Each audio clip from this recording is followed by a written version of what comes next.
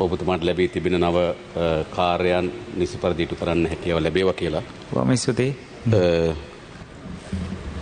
ඒ වගේම මට කලින් අරුන්දික පනාන්දු ගරු මන්ත්‍රීතුමා කතා කරේ. එතුමා ඉතාමත් පූර්ව නිගමනයක ඉන්නවා ඉදිරිපත් කරපු කරුණු අනුව මේ අප විසින් සැලසුම්කට දියත් කරන ලද ප්‍රහාරයක් කියලා. මා ඔබතුමාගෙන් ඊයේ ඇහුවා ඔබතුමා මට කියපු වෙලාවේදී එක නමක් හෝ මට කියන්න කියලා.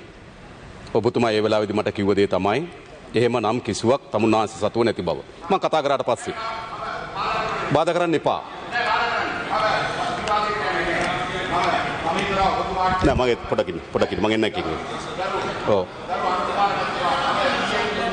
අරුන්දික පෙනාන්දු මැතිතුමා. මම කාලය දෙන්නේ නැහැ. මම කාලය දෙන්නේ නැහැ. ගරු අනුර කුමාර දිසානායක මැතිතුමා මම ඊයේ කිව්වා ඔබතුමාට අපිට ගම් මට්ටමින් සම්බන්ධ වෙච්ච අය ඉන්නොයි කියලා. මම දැනුත් කියන්නේ ඒකයි. මම කියන්නේ මම ඔබතුමාගේ නම කිව්වේ නෑ. මම කිව්වේ ගම් මට්ටමින් සම්බන්ධ වෙච්ච තමුන්නාන්සලාගේ නායකයෝ ඉන්නවා.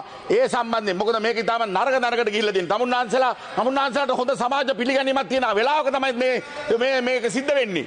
ඒක නිසා ඊටමත් විනාශකාරී තරකට මේක ගිහිල්ලා තියෙන්නේ.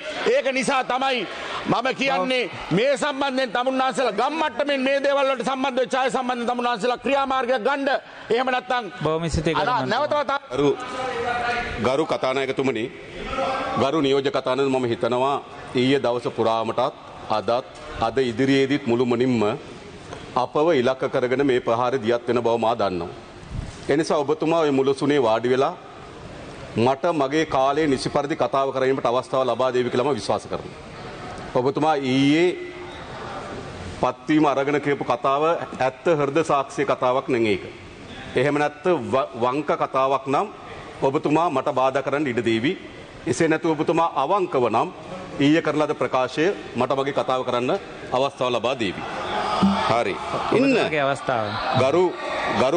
ගරු නියෝජ්‍ය කතානායකතුමනි අපි තා පැහැදිලිව දන්නවා 9 වෙනිදා අත් දෙකේලේ කාගේද අත් දෙකේලේ කවුද කියලාත් මං කියන්න තමයි ලෑස්ති වෙලා ඇවිල්ලා තිබෙන ගරු නියෝජ්‍ය කතානායකතුමනි. ඒ නිසා අහගෙන ඉන්න සංගමයක් තියෙයි කියලා මම විශ්වාස කරනවා. හොඳේ. ඒ නිසා මා කියන්නේ ගරු නියෝජ්‍ය කතානායකතුමනි විශේෂයෙන්ම අපි දේශපාලන ව්‍යාපාරයක් හැටියට මේ රාජ්‍ය ත්‍රස්තවාදයෙන් ප්‍රචණ්ඩත්වයෙන් ඇතිතරම් බැටකාපු ව්‍යාපාරයක්. හරිද? 1988-89 පිළිබඳ දීර්ඝ විස්තරයක් මේ පාර්ලිමේන්තුවේදී කියනවා. අපි ඕන වෙලාවක දවස් 3-4ක් මේ පාර්ලිමේන්තුවේ ගැන විවාද කරමු අපි ලෑස්ති. අපි අපේ පැත්තෙන් සිදු අඩුපාඩුකම් බාර ගන්නත් පැකිලෙන්නේ නැති දේශපාලන ව්‍යාපාරයක්. ඒ වගේම 1989න් පසුව විශේෂයෙන්ම අපි 94 නැවත මේ ප්‍රජාතන්ත්‍රවාදී දේශපාලන ප්‍රවාහයට අවතීර්ණ වූාට පසුව අපි විශේෂයෙන්ම මේ ප්‍රජාතන්ත්‍රවාදය පිළිබඳව මේ ප්‍රජාතන්ත්‍රවාදී දේශපාලන ව්‍යුහය ශක්තිමත් කරමින් ඒ තුළ රැඳමින් අපේ දේශපාලනය ඉදිරියට යා යුතුයි කියලා විශ්වාස කරන ව්‍යාපාරය. අපිට 1997 දී තමයි චම්මික සුදන්ත කියන සහෝදරයව කිරුළ පනදී SB දිසානායක මැරෙ විසින් ඝාතනය කරන්නේ. අපි ගල් කැටයක් අතින් ගන්න ගරු නියෝජ්‍ය කතානායකතුමනි. ඊළඟ 1998 පළාත් සභා මැතිවරණයේදී මාතලේදී අපේ සිරිදේව සහෝදරයා ඝාතනය කරන මැතිවරණ ව්‍යාපාරයේදී අපි ගල් කැටයක් අතින් ගන්නේ නැහැ. ඊළඟට ගරු නියෝජ්‍ය කතානායකතුමනි 2002 වකවානුවේදී 2007 දී ගම්පහේදී මැතිවරණ ව්‍යාපාරයේදී වෙඩි තබලා අපේ නන්දන බාලගේ සහෝදරයා ඝාතනය කරනවා අපි ගල් කැටයක් අතින් ගන්නේ නැහැ. ඒ වගේම 2008 දී 2010 දී අම්බලන්ගොඩදී නයනවාරු අපේ නාගරික මන්ත්‍රීවරයා ඝාතනය කරන සජින් වාස්ගේ මැර කණ්ඩායම විසින් අපි ගල් කැටයක් අතින් ගන්නේ නැහැ. 2012 දී කටුවනදී අපේ නලින්ද ජයති සහෝදරයා කතා කරමින් හිටපු වේදිකාවකට ජීවලම්පිටිය අමරේ ඒ වෙලාව මාගාව ඡායාරූප තිබෙනවා නාම රාජපක්ෂගේ ආරක්ෂකයට කටයුතු කරපු ජීවලම්පිටිය අමරේ ඒ වේදිකාවට වෙඩි තිබනවා. වෙඩි තබලා දෙදෙනෙක් ඝාතනය කරනවා. අපි ගල් කැටයක් අතින් අත ගත්තේ නේ. ඒ වගේම අනුරාධපුරයේ පළාත් සභා මැතිවරණයේදී 10 යගම හන්දියේදී බර්ට් ඉන්සානායක මැර කණ්ඩායම විසින් අපේ දෙදෙනෙක් ඝාතනය කරනවා. අපි ගල් කැටයක් අතින් අරගන්නේ මොකක් වෙනුවෙන්ද?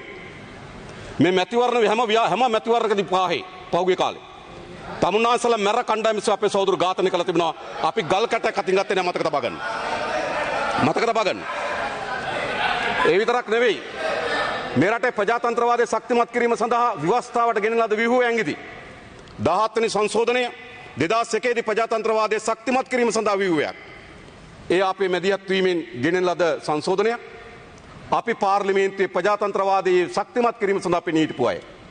හැබැයි ඕගොල්ලෝ 2010 3 2 බලය ආව විතරයි 17 අයින් කරලා 18 ගෙන ආපු අය. අපි ප්‍රජාතන්ත්‍රවාදී වෙනින් පෙනී හිටපු අය. ඒ වගේම 2015 සංධාන 2015 යහපාලන ආණ්ඩුවේදී අපි විධායක සභාව නියෝජනය කරා. යන් කවරක් ප්‍රතිසාන වේ 19 වෙනි සංශෝධනයත් මෛත්‍රීපාල සිරිසේන හිටපු ජනාධිපතිතුමාට මතක ඇති අපි මොනතරම් ඒ පිළිබඳ සංවාද කරාද කියලා. එදා ප්‍රජාතන්ත්‍රවාදයේ ශක්තිමත් කිරීමෙන් 19 වෙනි පෙනී හිටපු ව්‍යාපාරයක් අපි. තමුන්වහන්සේලා බලය ආව විතරයි ව්‍යවස්ථාව ඒකාධිපති ව්‍යවස්ථාවක් වෙනුවෙන් 20 වෙනි සංශෝධන ගෙන ආපු අය. කවුද ප්‍රජාතන්ත්‍රවාදී? කවුද ඝාතකයින්?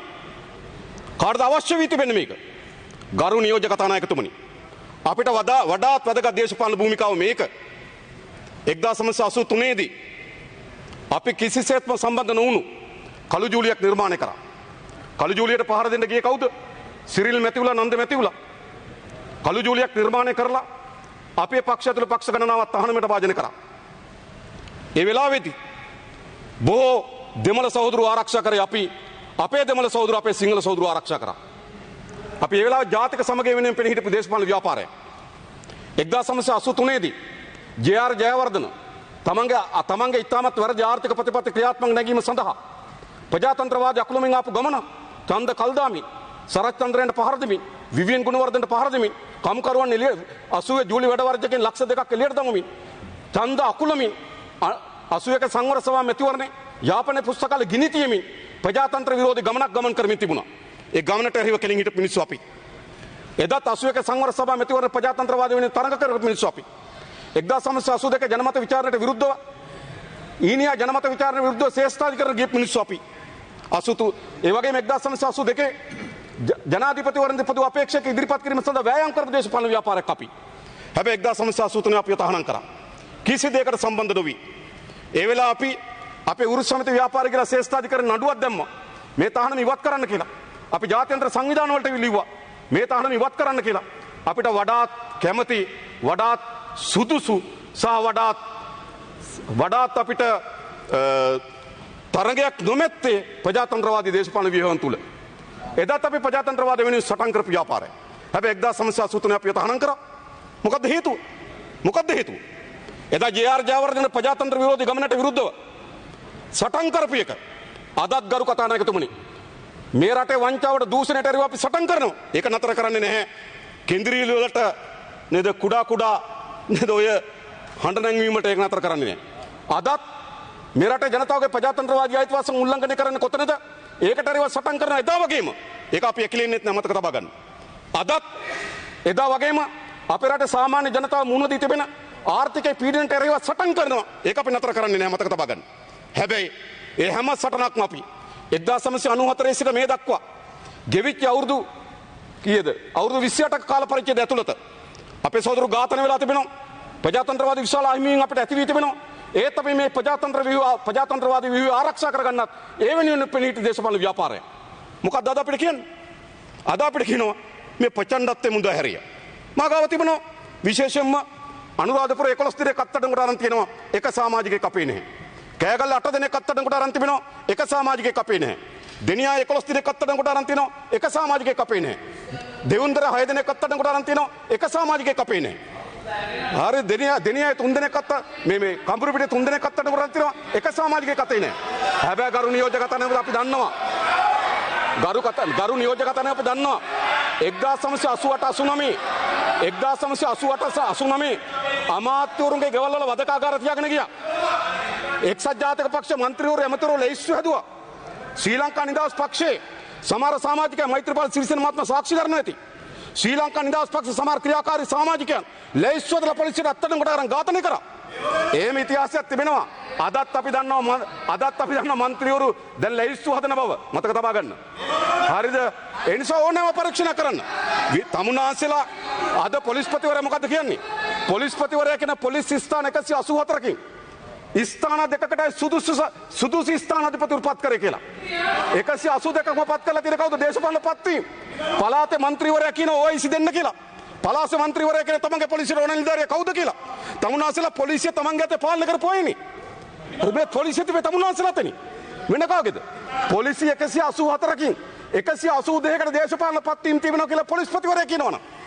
පොලිස්පතිවරයා කියන සුදුසුකම් සහිත පොලිස් නිලධාරීන් දෙන්නේ පත් කරේ කියලා. එදත් එහෙමයි. එදත් මේ විදිහට මොකද කරේ? മന്ത്രിවරු ඇමතිවරු තමන්ට අවශ්‍ය කරන පොලිස් නිලධාරීන් පළාත් නියෝජ්‍ය පොලිස්පතිවරු ගෙනල්ලා කැඳවලා මොකද්ද සිදු කරේ? එදත් මේ වගේ මොකද්ද සිදු කරේ? වැරදි විවිධ නම් දෙන්න පටන් ගත්තා. ඒ නිසා ස්වාධීන පරීක්ෂණ කරන්න ඕනා පරීක්ෂණයට මුහුණ දෙන්න අපි ලෑස්ති. ඇයි? මේක මුල ඉඳන් පටන් ගන්න ඕන ගරු නියෝජ්‍ය කතානායකතුමනි. මොකද්ද සිද්ධ වුනේ? සාමකාමී උද්ඝෝෂණයක් තිබුණා. කොතනකවත් ගැටුම් තිබුණේ හැබැයි ගරු නියෝජ්‍ය කතානායකතුමනි විශාල සමාජයේ පීඩනයක් තිබුණා. පුරවැසියන් 9 දෙනෙක් තෙල් පොලිම් වල මිය ගියා. ඒකට වේදනාවක් තිබෙනවා. ඒ වගේම පැය 7ට පොලිම් වල සිද්ධ වෙන්න ඉන්න සිද්ධ වුණා. ඒගොල්ලන්ට වේදනාවක් තිබෙනවා. පොහොර නැතුව කුෂ්කර්මාන්තේ මුළුමනින්ම විනාශ වුණා. ඒවට මිනිස්සුගේ වේදනාවක් තිබුණා. ඒ නිසා මිනිස්සුගේ කැකෑරෙන කෝපයක් තිබුණා ගරු නියෝජ්‍ය කතානායක තේරුම් ගන්න ඕන. අදත් තමුන්නාසලා ඒක තේරුම් ගන්නේ නැත්තම් මේකට විසඳුම හොයන්න බෑ. තමුන්නාසලා පෞගේ අවුරුදු දෙකමාර ඇතුළත මේ රට පාලනය කර උද්දච්ච තක්කඩි හිතුවක්කාරී නායකයෙක් මේ රට පාලනය කරා. කිසියෙකුට හුඟක් දෙන්නේ නැති රටේ නායකයෙක් මේ රට පාලනය කරා. ඒකේ ප්‍රතිවිපාක බාටපත් උනේ මොකද්ද? ඒකේ ප්‍රතිවිපාක බාටපත් උනේ ජනතාවගේ බුරා නැගෙන කෝපය වර්ධනය වුණා. ඒ කෝපය විවිධාකාරයෙන් පුපුරන්න පටන් ගත්තා. අපි දැක්ක මිරියානේදී මේක පිපුරුවට පස්සේ ඒ වෙලාවේ පොලිස් සමිතිය ප්‍රසන්න රන්තුංග මොකද්ද කිව්වේ? මේක JP වැඩක් කිව්වා. ප්‍රසන්න රන්තුංග දැන් මාසයකට ආසන්න කාලයක් ගත වී තිබෙනවා. එක තොරතුරක් එල්දරව් කරන්න. එකක් කියන්න. පොලිස් සමිතිය තමන්ගේ බලය යොදාගෙන මෙහෙම කියනවා. එකක් කියන්න තහවුරු කරන්න. ඊට පස්සේ ගරු නියෝජ්‍ය කතානායකතුමනි සාමකාමී උද්ඝෝෂණයක් තිබුණා ගෝල්ෆ් ෆේස් වල. ඒක ඉතාම සාමකාමී උද්ඝෝෂණයක්. කවුද මැර කණ්ඩායම ගැන මර්ලිය ගහ මන්ත්‍රීට අපිද? ගරු කතානායකතුමනි ගරු නියෝජ්‍ය කතානායක මැර කණ්ඩායම මර්ලිය ගහ මන්ත්‍රීට ගෙනල්ලා. හරිද? මයංගන හන්දියේ යාචකයෙක් හැටියට ඉන්න මනස නිකම් විකෘති වුණු මොකද අපි කිව්වොත් නිකම් මානසික ආබාධයක් තියෙන අය පවා ගෙනව බස් වලින් මේ මයංගනේ ඔරලෝසු කනෝ ගාව හරිද ඉන්න මානසික ආබාධයක් තියෙන අය ගෙනව අරලිය ගහ මන්දිරේට මෙහෙමයි කරේ. මැර කණ්ඩායම් කැඳෙව්වා. නගර සභාවල සේවකයෙක් කැඳෙව්වා. කැඳවලා මොකද කරේ? හිරකාරයන් ගෙනාවා. ලංකාවේ කවදද වටරක හමුදා කඳ මේ එලිමහන් හිර කඳුරු වල ඉන්න එකේ ඉන්නේ. හිරකරුවන් ගෙනාවම කණ්ඩායම්. මෙහෙමනේ මේ කතා කරන්නේ. ගෙනලා මොකද කරේ? හිරකරුවන් ගෙනාව එතෙන්ට පහර දීම් සැලසුම් කරා. දිගටම පහර දෙන්න පටන් ගත්තා. මොකද කරේ? පහර දුන්නේ නැද්ද? එතන ඉස්සරලම අරලිය ගහ මන්දිරේ ගාව තිබුණු උද්ඝෝෂණයට පහර දුන්නා. ඊට පස්සේ පොඩක් ඉන්න කියනකම් ඔයා ඉන්නකෝ. ඊට පස්සේ කරුණියකට මොකක්ද උනේ? පොලිස්පතිවරයා නියෝජ්‍ය පොලිස්පති දේශපන්දු අද මානව හිමිකම් කොමිසමට කියලා ප්‍රකාශ කළා තියෙනවා. මට මේක වළක්වන්න හැකියාව තිබුණා. මම වැලකීම සඳහා කඳුළු ගෑස් ගෙනල්ලා තිබුණා. මම වෝට ගෙනත් තිබුණා. මේක වැලකීම සඳහා අවශ්‍ය වෙන පියවර මට ගත හැකියි තිබුණා. හැබැයි මට ඉහලා දෙන්නෙක් මේක කරන්න එපයි කිව්වා. රහන් රත්නතුමා ගරු මන්ත්‍රීතුමනි මම ඊටාම වගකීමෙන් කියනවා වටරැක හිටපු සිරකරුවන් කිසි දෙනෙක් මම අරගලයට ගහන්න ගෙනල්ලා නැහැ කියන එක. බොහොම සිද්ධ කරනවා. හරි. ඒ කියන්නේ මම දන්නේ තාමත් මේ මම දන්නේ රත්වත්තේ තාමත් මේ හිරකරු ඇමති කියන්න. මම දන්නේ හිරකරු ඇමතිද කියන්නේ මොකද හිරියට ගිහලා මොකක් හරි ප්‍රශ්නයක්ත් වුණා ඔබතුමාට. කොහොම වුණත් මම කියන්නේ හරිද? හිර ගෙදර බරන්න ගිහිල්ලා මම මේ කියන්නේ මං ගා ලේස්තු තිනවා. වටරක හිරකරුවන් එළමහන් හිරකරුවන් ගෙනාවා මෙතෙන්ට. හොස්පිටල් එකේ බෙහෙත් දීපලා ලේස්තු තිබෙනවා. මොකද්ද මේ නෑ කියන්නේ? හරිද? මම ගාව තියෙන ලේස්තු. ඔබතුමාට එන්න එළියට පෙන්නන්න මම මේ කාලේ ගන්නෑ මේකට. ඒ නිසා මොකද්ද කරේ? සැලසුම් කරා ප්‍රහාරයක්. ඒ ප්‍රහාර වැළැක්වීම සඳහා ජ්‍යෙෂ්ඨ නියෝජ්‍ය පොලිස්පති දේශබන්දු මානව හිමිකම් කොමිසම හැමදීප සාක්ෂි කුමක්ද කියන්නේ? එතුමා කියන මේක වැළැක්වීම සඳහා මම ක්‍රියාමාර්ග ගනිමින් තිබුණා. වෝට ගෙනලා තිබුණා. කඳුළු ගෑස් මේ එල්ල කිරීම සඳහා සූදානම් කරලා තිබුණා. මට ඉහළින් දෙන්න නැතුව ගහන්න එපයි කිව්වා. කවුද ඉහළින් දෙන්න? ජ්‍යෙෂ්ඨ නියෝජ්‍ය පොලිස්පතිට වඩා උඩින් ඉන්නේ කවුද? පොලිස්පති අනිත් එකන කවුද? පොලිස් ලේකම් අනිත් එකන කවුද? උඩින් ඉන්න ජනාධිපති. ඒ වෙනකොට වෙන ඇමතිවරු නැහැනේ. ජනාධිපතිවරු ඉල්ලා අස්සලානේ. අගමැතිවරු ඉල්ලා අස්සලකට කැබිනට් මණ්ඩලය ඉල්ලා අස්සලා. ඊට වඩා උඩින් ඉන්නේ තුන් දෙනයි. මේ තුන් දෙනාගෙන් දෙන්නේ තමයි කියන්නේ වළක්වන්න එපා කියලා. ඊට පස්සේ ප්‍රහාර එල්ල කරනවා. ප්‍රහාර එල්ල කරලා මැර කණ්ඩායම් මතක තබා ගන්න. අවසානයේ മന്ത്രിවරු එතෙන්ට අවිලා. අපි කවුරුත් එතන ඉඳලා නැහැ. මෙර කණ්ඩායම අරගෙන තමුන්නාස්ලන් හිටියේ. මෙර කණ්ඩායම අරගෙන අපි මිනිස්සුන්ට ගහන ඕන තැනකට යනවා. මතක තබා ගන්න. එහෙම මෙර කණ්ඩායම මොදලා මතක තබා ගන්න. එහෙම මෙර කණ්ඩායම මොදලා කොතන හරි සාමකාමී උද්ඝෝෂකයන්ට පහර දෙනවනම් ගරු කතානායකතුමනි හොඳට මතක තියාගන්න කියන්න. එවැනි මෙර කණ්ඩායම යොදවලා සාමකාමී තරුණයන්ගේ උද්ඝෝෂණයට පහර දෙනවනම් හෙට කොතනද පහර දෙන්නේ එතෙන්ටත් වෙනවා. මතක තබා ගන්න. එහෙම ලයිසන් තණ්ඩියෝ ආණ්ඩු බලය අරගෙන ලයිසන් තණ්ඩියෝ හරිද කසුප්පු ගෙනල්ලා අරක්කු ගෙනල්ලා තුවක්කු ගෙනල්ලා පිහි ගෙනල්ලා ලයිසන් තණ්ඩියෝ මන්ත්‍රීකම කියන ලයිසන් තණ්ඩිකමක් නෙවෙයි මේ රටේ පුරවැසියන්ට කොතනද පහර දෙන්නේ අසාධාරණ ගරු කිරියල මැතිතුමා මොකද කියන්නේ මෙතුමාට කතා කරන්න ඉන්නේ හරි බොහොම ස්තුතියි මෙර කණ්ඩායම වලට එහෙම ජනතාවට යටත් වෙන්න දෙන්නේ නැහැ මෙර කණ්ඩායම පහර දෙනකොටත් බලන් ඉන්නද එහෙම බලන් ඉන්න සූදානම් නැහැ රූපවාහිනී නාලිකාවල දියත් වෙන්න පටන් ගත්තා තරුණියන්ට පහර දීපු ආකාරය පොළු වරගෙන පහර දීපු ආකාරය පොළු වර්ලේ ගහ මන්ත්‍රීන් බෙදපු ආකාරය අර කසිප්පු අරක්කු තිබුණු ජීප් හම්බුණු ආකාරය අන්නේ මෙර කණ්ඩායම වලට විරුද්ධව ඒ මෙර කණ්ඩායම වලට විරුද්ධව අපි ගියා ඒ නිසා මොකද්ද උනේ එතන ඒ තුච්ච පහරක් මතක තබා ගන්න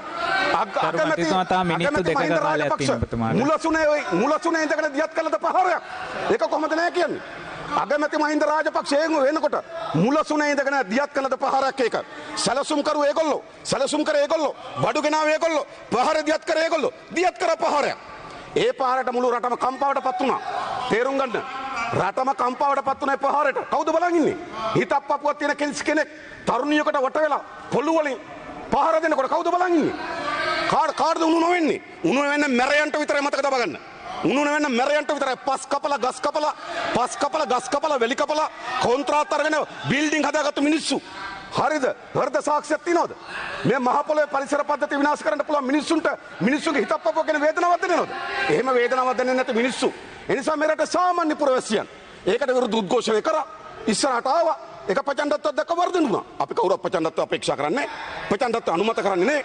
හරිද? නමුත් ඒක ප්‍රචණ්ඩත්වය දැක්ක වර්ධනය වීමේ ස්වභාවික ක්‍රියාදාමය අපිට තේරුම් ගන්න පුළුවන්. ඒක තේරුම් ගන්න බැරි නම් තාමත් වාඩි වෙලා ඉන්න වෙන තැනකින් මතක තබා ගන්න. හරිද? තාමත් තේරුම් ගන්න බැරි නම් ගරු නියෝජ්‍ය කතානායකතුමනි මෙවැනි තත්ත්වයක් නිර්මාණය වුණේ කොහොමද කියලා තාමත් තේරුම් ගන්න අසමත් වී තිබෙනවා නම් මේ සමාජය තමුන්නාස්ලා නිවන්න බෑ ඉස්සරහට මේ නිවීට පුළුවන්කම තිබෙන්නේ ජනතාවගේ මේ බුරබුරා නැගෙන කෝපය මත උනේ කොහොමද ප්‍රජාතන්ත්‍රවාදය පිළිබඳ සාධාරණයි ප්‍රජාතන්ත්‍රවාදය පිළිබඳ ඉතාමත් සාධාරණ උද්ඝෝෂණයක් තිබෙන්නේ ඒ දරුවන් මාසයක් හිටියා ගල් කැටයක් අතට ගත්තේ නේ හරිද අපි එතන විවිධ දේශපාලන ව්‍යාපාරවලට සම්බන්ධයි හිටියා අරුන්දක වෙනන්ද මැතිතුමා ගරු අනුර කුමාර දිසානායක මැතිතුමා මේ දැන් පොලිස්පතිතුමාට කතා කරපුවාම 400 ගාණක් අත්අඩංගුවට අරගෙන ඉන්නවා. ඒකෙන් 150ක් ජනතා විමුක්ති පෙරමුණේ තමුන්නාන්සලගේ අය. තමුන්නාන්සලගේ මිනිස්සු. වාර්තාව දෙන්නකෝ. වාර්තාව දෙන්නකෝ. වාර්තාව දෙන්නකෝ. අපි බලමු සමාජිකයන්. මම කියන්නම්.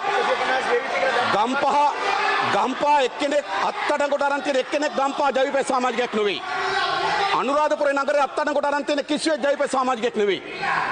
දෙවුන්දර කඹුරුපිටිය දෙනියාය අත්අඩංගුවට අරන් තියෙන කිසිවෙක් ජනතා විමුක්ති පෙරමුණේ සමාජිකයෙක් නෙවෙයි. හරිද? මතක තබා ගන්න. හරිද? අපිට කියන්න ලේස්තුව දෙන්න. නම් ගන්න බලමු. කාලය අවසන් වෙලා. ජවිපේ සමාජිකයන් අතුරන්නේ අපි. අවසන් කරන්න ගරු. කවුද කියලා දන්නේ අපි. හරිද? ඒ නිසා මතක තබා ගන්න. මේ 1983 යලි කරකැවීමක් මේක අපිට තේරුම් ගන්න පුළුවන්. හරිද? මේක තේරුම් ගන්න බැරිද අපිට? මේක තමයි 1983 තමන් විසින්ම ප්‍රචණ්ඩත්වය නිර්මාණය කරලා තමන්ම ප්‍රචණ්ඩත්වය දියත් කරා. ගරු අනුර කුමාර දිසානායක මැතිතුමා මේ වගකීමෙන් කියන්නේ පොලිස්පතිතුමා කියනවා 150ක් තමුන්නාන්සලගේ ප්‍රබල සමාජිකයෝ කියලා ජනතා විමුක්ති පෙරමුණේ මේ 400න් එහෙනම් ගරු නියෝජ්‍ය කතානායක පොලිස්පති සමාජිකත්වය දීලා ඉතින් ඔබතුමා තාම චූටි වෙලාවකින් අවසන් කරන්න වැඩිපුර වෙලාවක් දීලා තියෙන්නේ ඔබතුමාගේ කාලය අවසන් වෙලා තියෙන වැඩිපුරත් පොඩි වෙලාවක් දුන්නා බාධා කරපු හින්දා මම අවසන් කරන්න හදන්නේ ඒ නිසා අවසන් කරන්න ඒ නිසා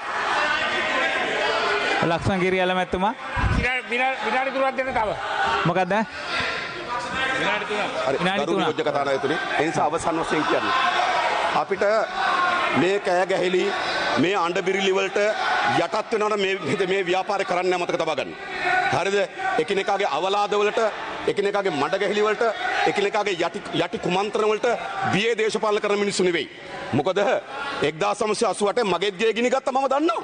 මගෙත් ගේ ගිනි තිබ්බා. හරිද? ඒවත් අපි දන්නවා. ඒ නිසා මේ වේදනාව, ඒ කෝපය අපිට තේරුම් ගන්න පුළුවන්. හරිද? ඒ නිසා අපේ සහෝදරු නැති වෙලා තිබෙනවා. ඒවත් අපි දන්නවා. ඒත් ගරු නියෝජක කතානායකතුමනි, මේ රටේ ප්‍රජාතන්ත්‍රවාදය වෙනුවෙන් ප්‍රජාතන්ත්‍රවාදය ශක්තිමත් කර ගැනීම හැම වෙලාවම පෙනී සිට දේශපාලන ව්‍යාපාරය, ශක්තිමත් කරපු දේශපාලන ව්‍යාපාරය. ඒ නිසා එකිනෙකා මතක තබා ගන්න.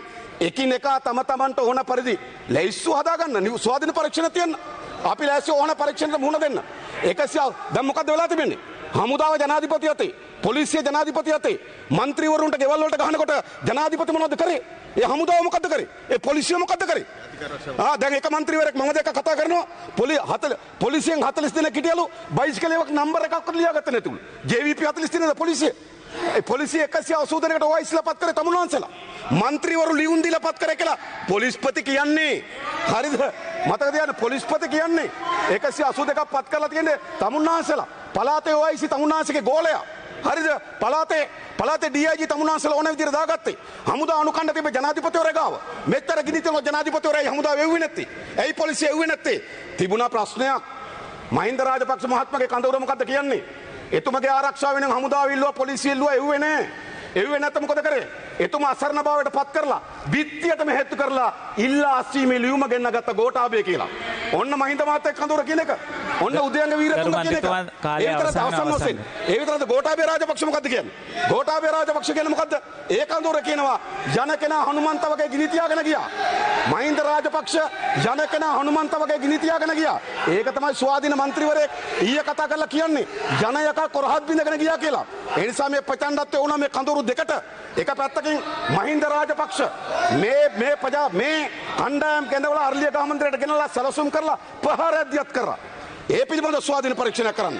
එතනින් අනතුරුව දියත් වුණා නම් යම් මන්ත්‍රීවරුන්ට පහර දීම්, යම් තැන්වලට ප්‍රචණ්ඩ ක්‍රියා, ඒ හැම එකක් පිළිබඳව ස්වාධීන පරීක්ෂණ කරන්න ඒ ඕන පරීක්ෂණයට අපි මුහුණ දෙන්න ලෑස්ති. ඒ මොකද අපි හැම වෙලාවම ප්‍රජාතන්ත්‍රවාදය පිළිබඳව විශ්වාස කරන දේශපාලන ව්‍යාපාරයක්.